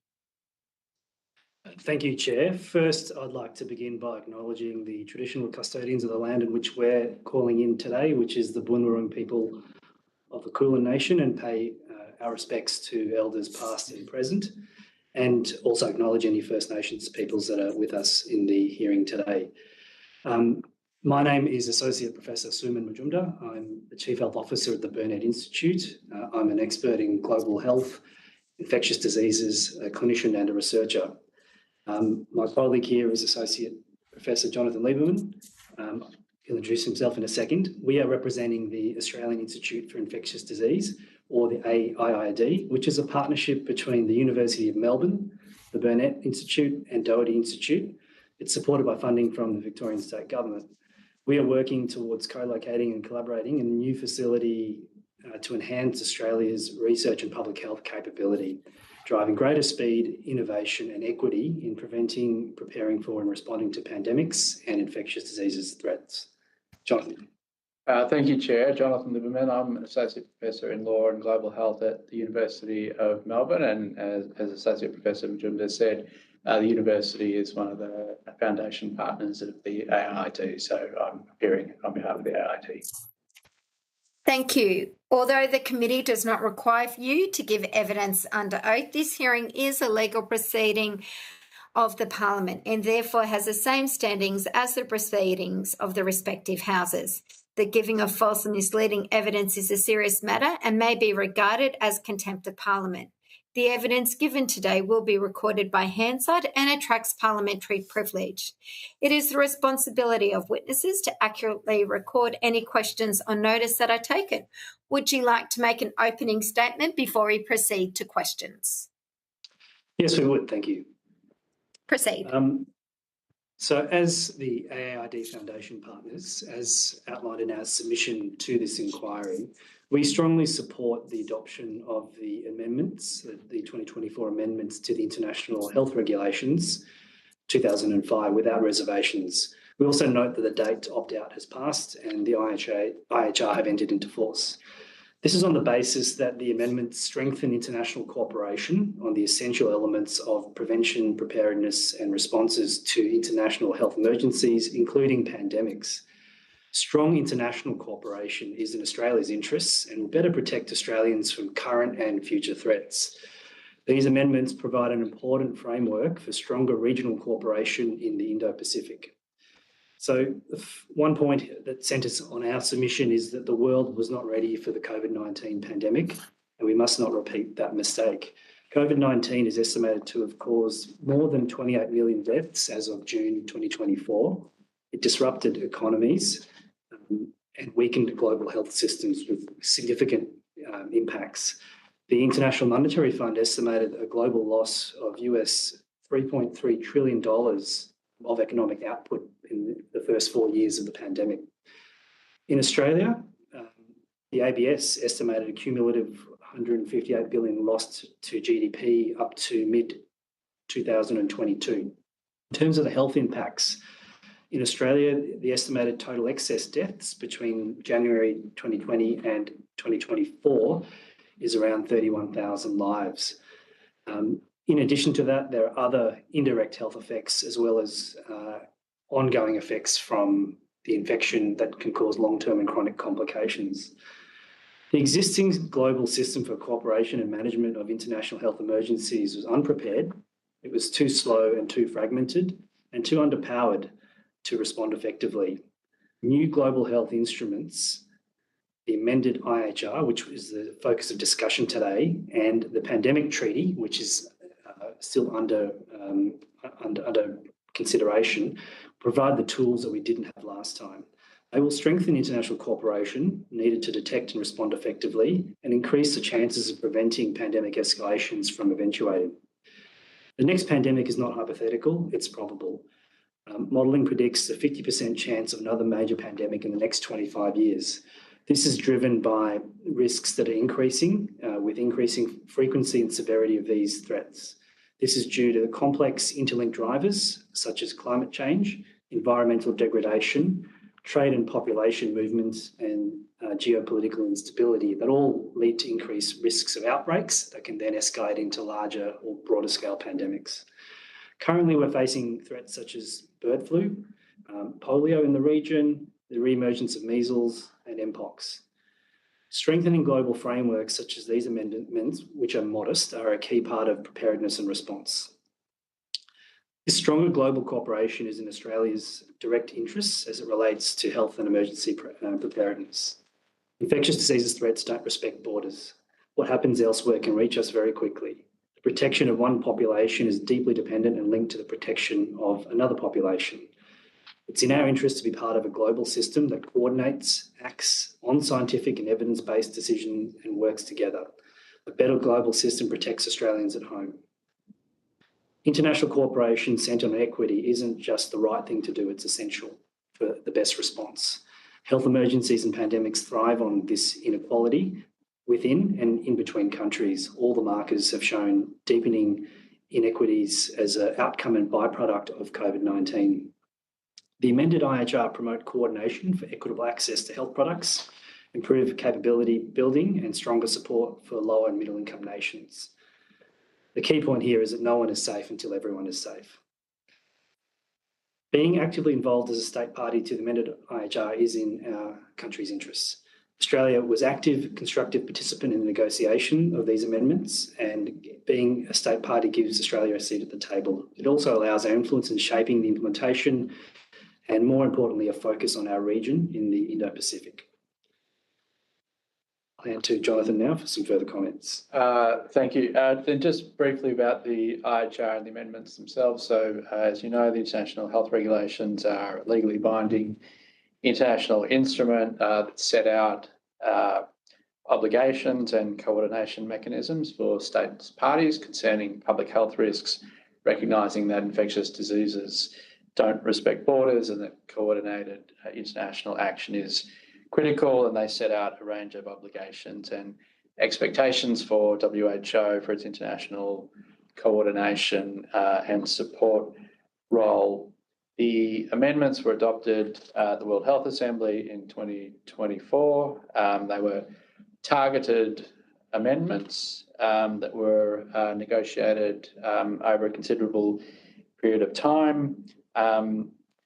We know there's been a lot of discussion about what they do and don't do. So they don't give WHO power to impose direct health measures for states parties, whether that's lockdowns, other restrictions or vaccination mandates. And in our submission, we noted a few of what we think are the key changes in the amendments. So first is the new level of global alert, so the pandemic emergency.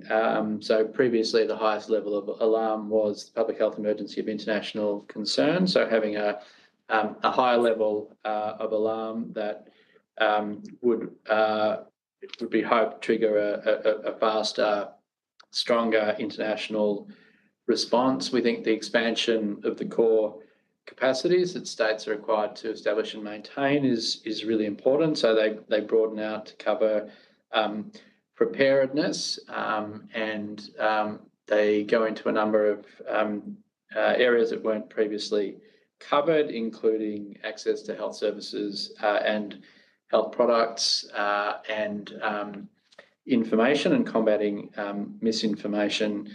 There are some, I guess, subtle but important changes in creating slightly higher expectations of states parties to advise WHO of events that occur in their territory that don't rise to the level of requiring notification. And there's a higher expectation of WHO to share information with states parties in certain circumstances where a state party doesn't accept WHO offer to collaborate to verify information.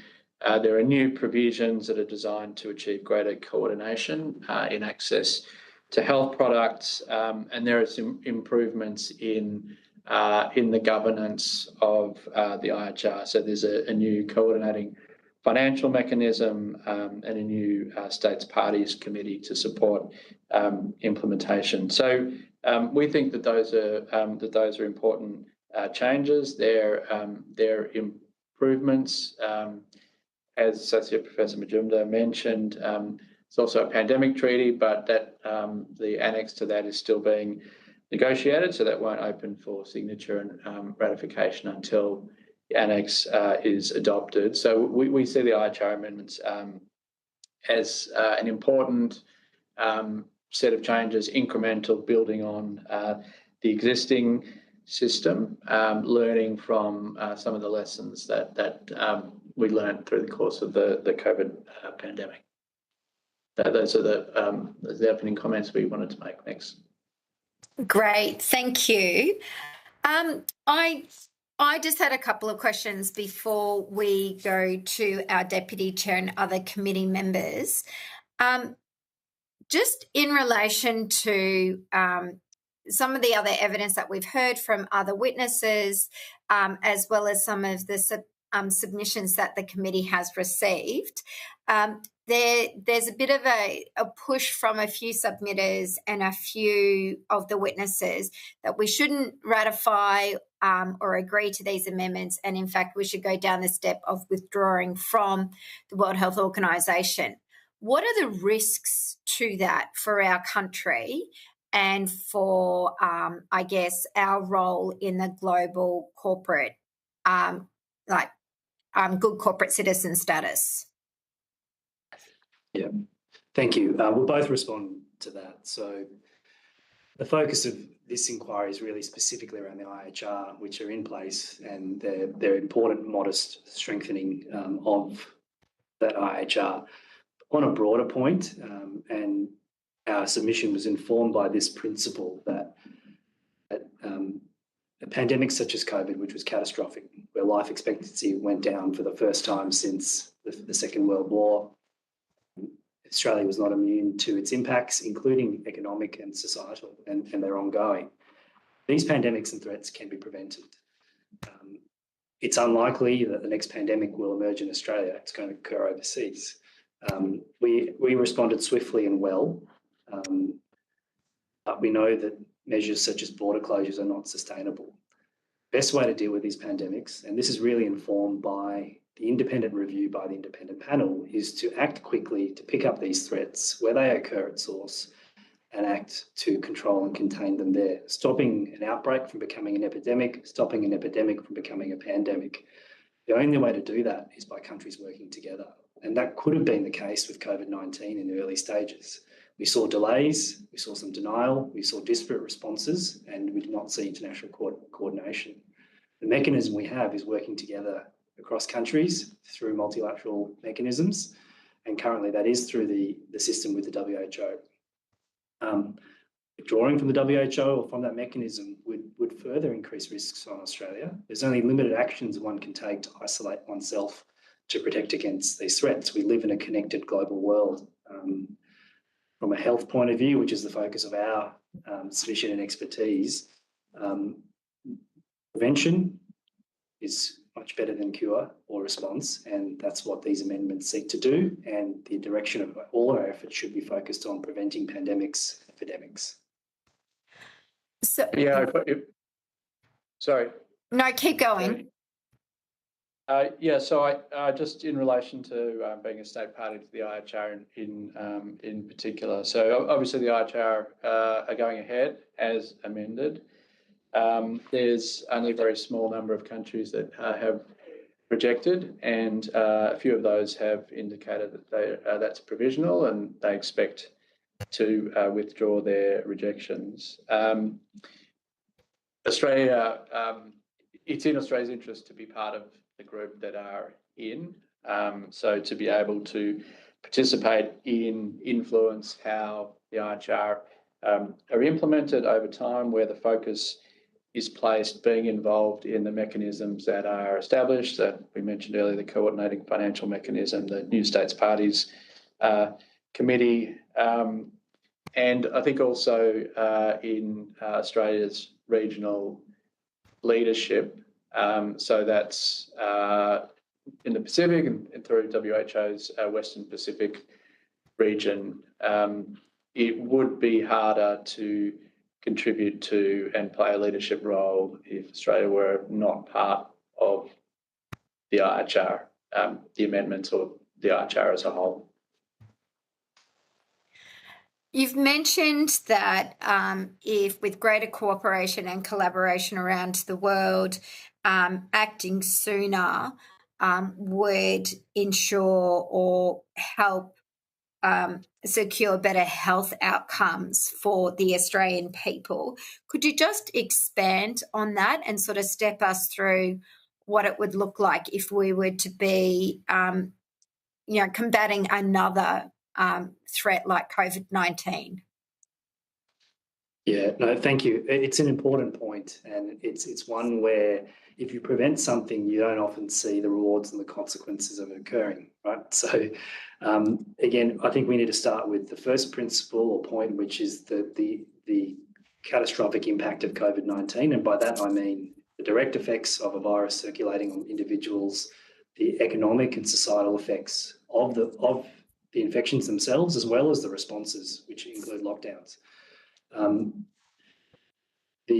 The solutions need to move towards what we call early detection, which is through surveillance systems, and then early responses.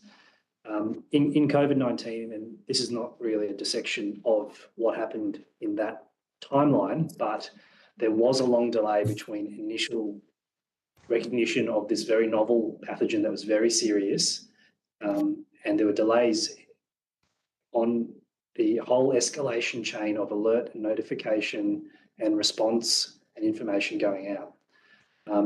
Early action could have prevented and contained this at its source, where there could have been a greater collective and collaborative response by countries, by source countries, to contain the infectious disease outbreaks where it occurs.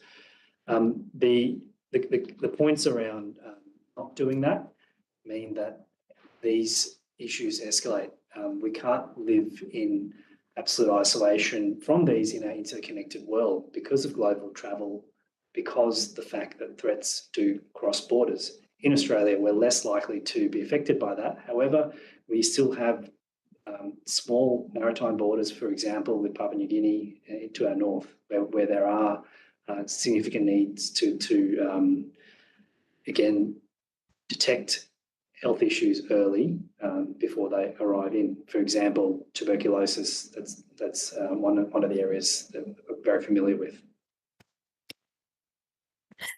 My next follow-up question, and you did sort of mention the impact, the economic and social impact. And I appreciate that you're coming to this from a health perspective and overarching health. The principles of health is to keep Australians as healthy as possible. And so therefore we might have things, for example, vaccine mandates in relation to, no jab, no play. In various different settings, there might be a requirement for health measures to sort of, protect the greater good. It's sort of the principles of healthcare. But even though you're coming to it from a health perspective, health and sort of social and economical, is there an economic reason why and a social reason why you would act early and act in collaboration with the global community to, safeguard, protect, better prepare our social and economic kind of civility here in Australia? Thank you, Chair. I'll respond to that question. I will just make a point that we're not advocating mandates of any sort in our submission or broadly. They have a very limited role in health policy.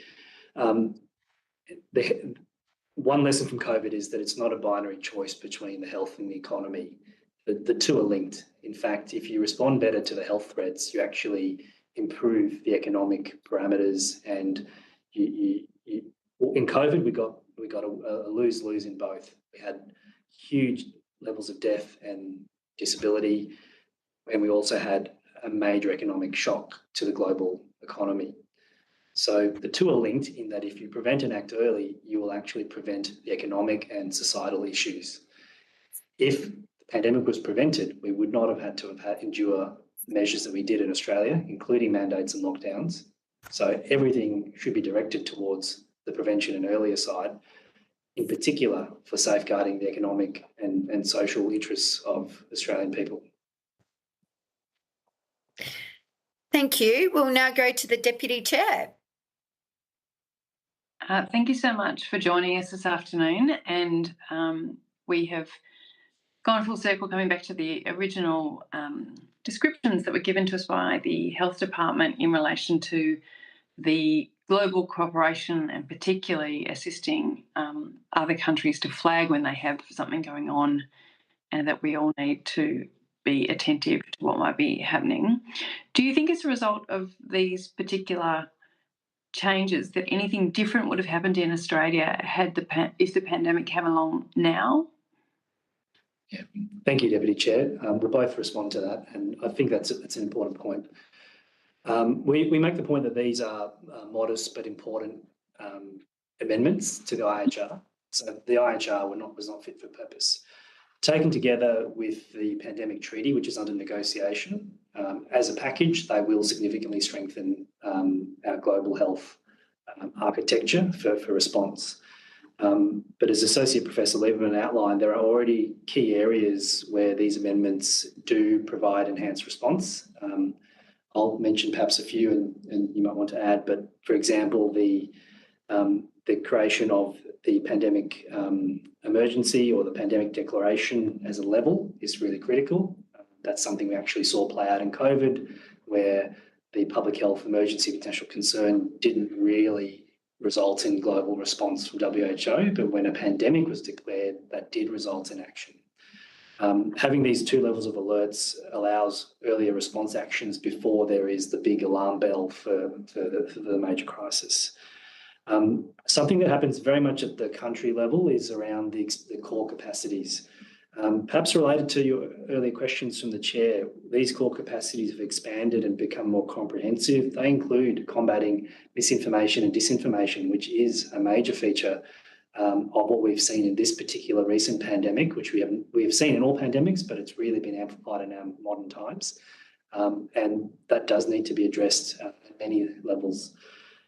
These core capacities span local, regional, national. They cover surveillance, labs, health services and products, as well as these really key health promotion messages. There are also these new mechanisms, the coordinating financial mechanism, as well as some modest provisions to strengthen access to health products. So these are all new and important contributions to strengthening the IHR. There are no risks to these. They are in fact strong benefits, and they're all in the right direction towards stronger cooperation, which all result in the outcome of improving and reducing the risks, improving the health and economic outcomes for Australians, as well as reducing the risks of future threats.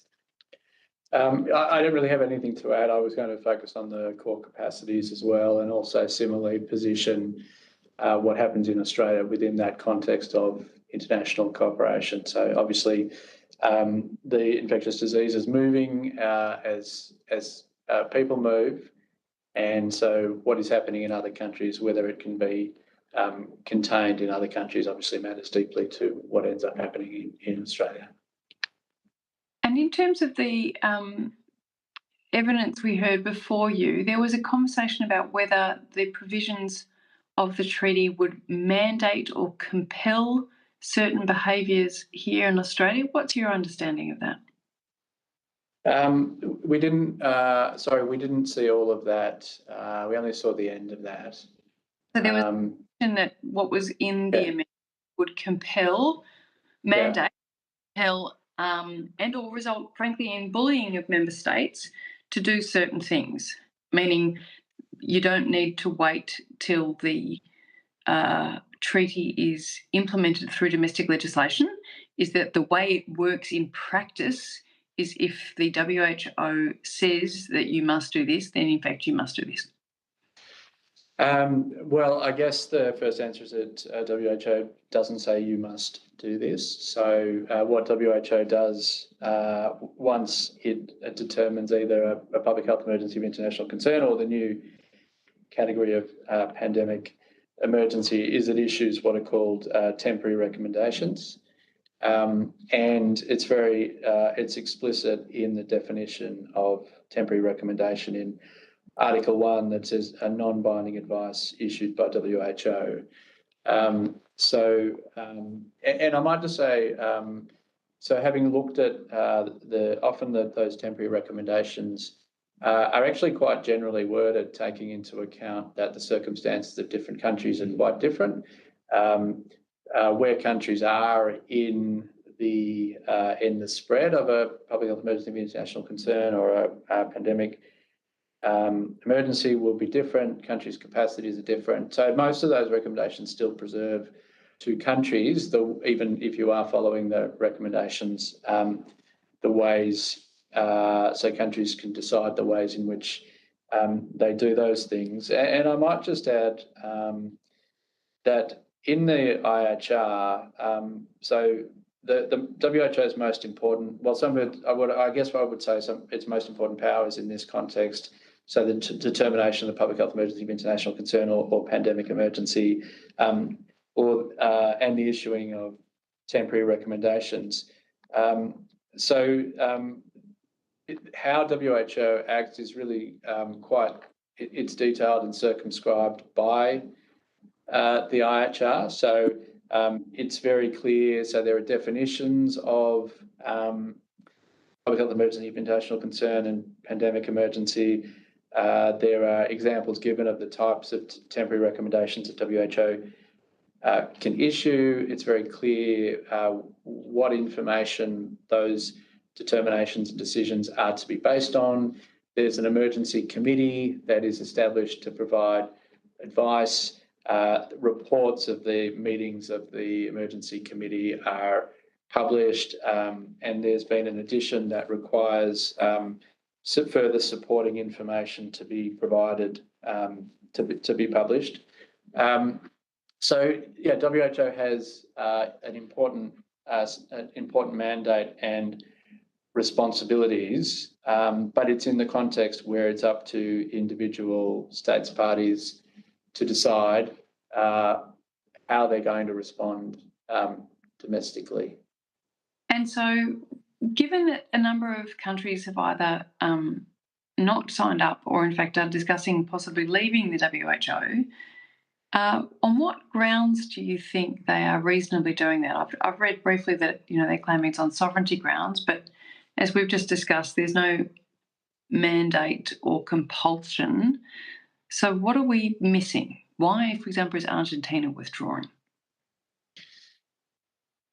Yeah, I don't think we could speculate on what the considerations are for Argentina in withdrawing from WHO. Certainly not something that we've discussed as the AID. I think overall with these, the countries, there's no published reason for withdrawal from the IHR, etc., or dissent from. Mm-hmm. But from an empirical,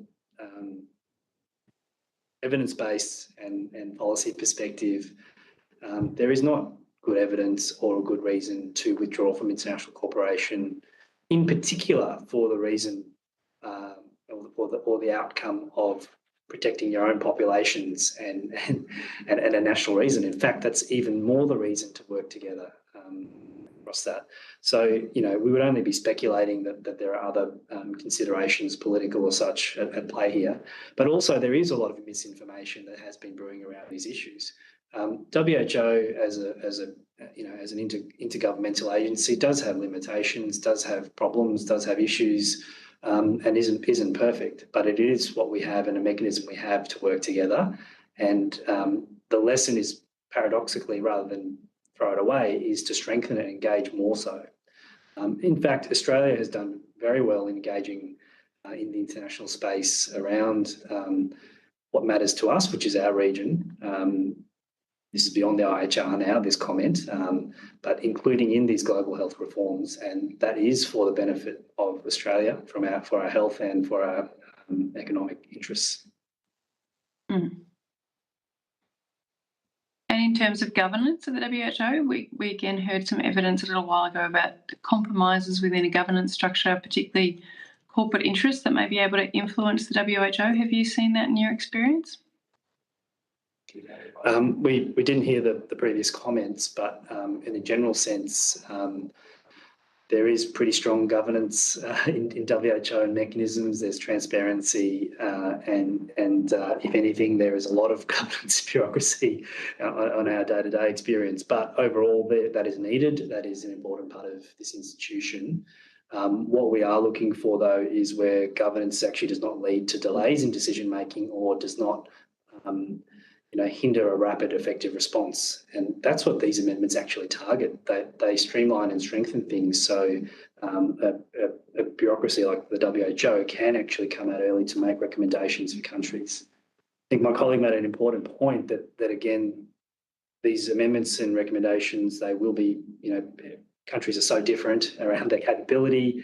WHO is usually for low and middle income countries, and that's where their advice is often targeted.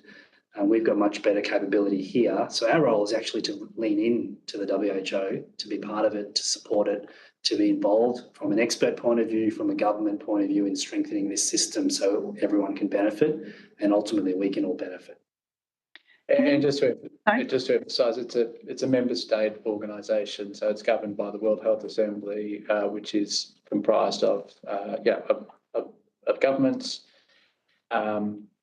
They make the decisions for how WHO should operate, and also that's where discussion of conflict of interest and managing relationships with private sector and other parts of the non-government sector, those discussions are had and made there. And I think all member states and WHO are alive to the tensions that they have to resolve. Broadly speaking, to your question, private interests have a much bigger impact and negative impact on human health and society outside the WHO, big tobacco and other groups. So I would not think that's a major issue to be concerned about. And just my final one, because you're in this ecosystem all the time, do you have views of where the mis and disinformation in and around health and pandemics and analogous concepts is coming from? It's obviously one that is of concern because it's been raised a couple of times today. Do you think about where it's coming from or where it's right? Is it completely grassroots, or where do you think it comes from? Or is it just because people are so passionate about the topic of health? No, thank you, Deputy Chair. It's a complex question, and by no means are we expert in that area. But across the AID and our colleagues, we have got behavioural scientists and those who have been working on the issue of misinformation, disinformation long before there was this pandemic. I think what I hear from them is that it has amplified and increased, and there's a multitude of factors.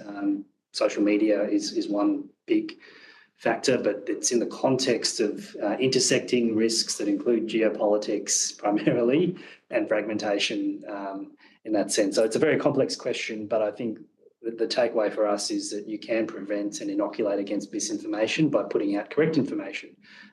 You have to work at the local level as well as a top-down approach. It has to be a comprehensive approach. And for the IHR, the relevance is that it is a core capacity to address misinformation. Understood. Thank you for answering my questions. I appreciate it. Okay, I think that brings us to the end of our questions. Just doing a final check of committee members. Okay. Look, thank you very much for your attendance today. You will be sent a copy of the transcript of your evidence, and will have an opportunity to request corrections to any transcript errors. You will, if you've been asked to provide any additional information, would you please forward to the Secretary by close of business on Thursday, 30th of October 2025.